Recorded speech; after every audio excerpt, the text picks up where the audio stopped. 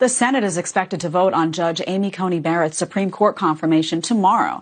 And while Democrats have warned she'll be a threat to women's rights, our next guest argues that, quote, Barrett is a beacon for a new kind of feminism in America. Here with more is the executive director of Heritage Action for America, Jessica Anderson. Jessica, so that's your op-ed that we referenced. Welcome to the show. Good morning to you.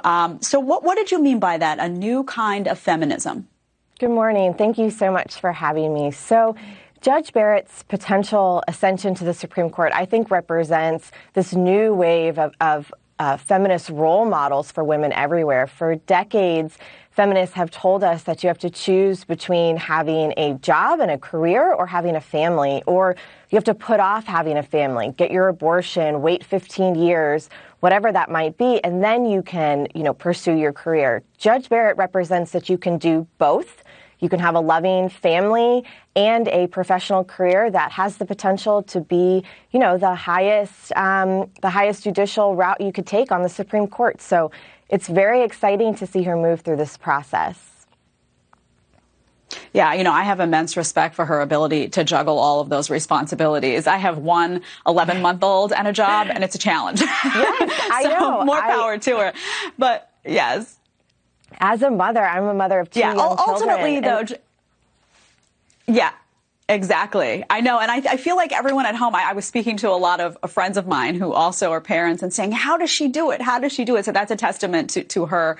Absolutely. One thing, though, that I think with this particular nomination and likely confirmation is that this is a win to me for Americans, because this seems to be a woman who isn't trying to be a policymaker. She knows she's not a politician.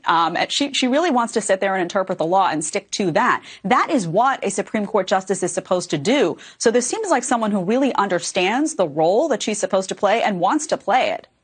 That's exactly what her testimony this last week and a half really showed. She was pressed amongst a corner multiple times to take a policy position on a forthcoming case. And she said, no, look, I'm going to be known as someone that is going to be a textualist, an originalist, interpreting the law. I don't have a policy agenda. I didn't wake up this morning to pursue something. That's the job of Congress. It's not the job of the courts. And really, it's for that reason that she becomes such a great role model, not just for women, but for Americans across the country, to see the original intent of the court return to that and really return to its fundamental role as one of the three branches of government. Jessica, were you surprised by the civility in the hearing?